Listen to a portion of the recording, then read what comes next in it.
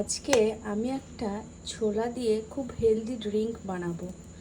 যারা সকালে এক্সারসাইজ করেন বা সন্ধ্যায় জিম করেন, এক্সারসাইজ করেন, তাদের জন্য খুব হেলদি। এটা আপনারা করে ডেলি খেতে পারেন।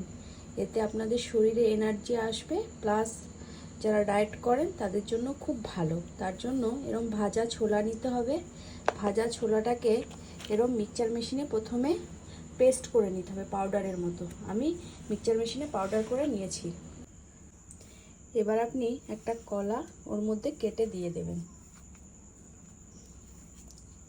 ছোট ছোট টুকরো করে কলাটা দিয়ে দেব। এবার কিছু আইস দিয়ে দেব। এবার সামান্য দুধ দিয়ে দেব। এবার কিছু ড্রাই ফ্রুটস দিয়ে দেব, খেজুর, কিশমিশ, আমন্ড আর কাজু। এটার মধ্যে চিনি দেবেন না আপনারা, কারণ যারা গেছে। এবার গ্লাসে ঢেলে নেব।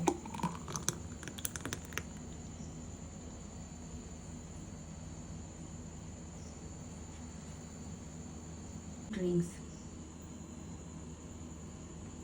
যারা সকালবেলায় এক্সারসাইজ করেন, দৌড়তে যান, তারা এসে এক গ্লাস এটা খেয়ে নিলেই একদম ব্রেকফাস্ট কমপ্লিট। বা সন্ধ্যায় যারা এক্সারসাইজ করেন, এক্সারসাইজ করার পরে এক গ্লাস খেয়ে নিলে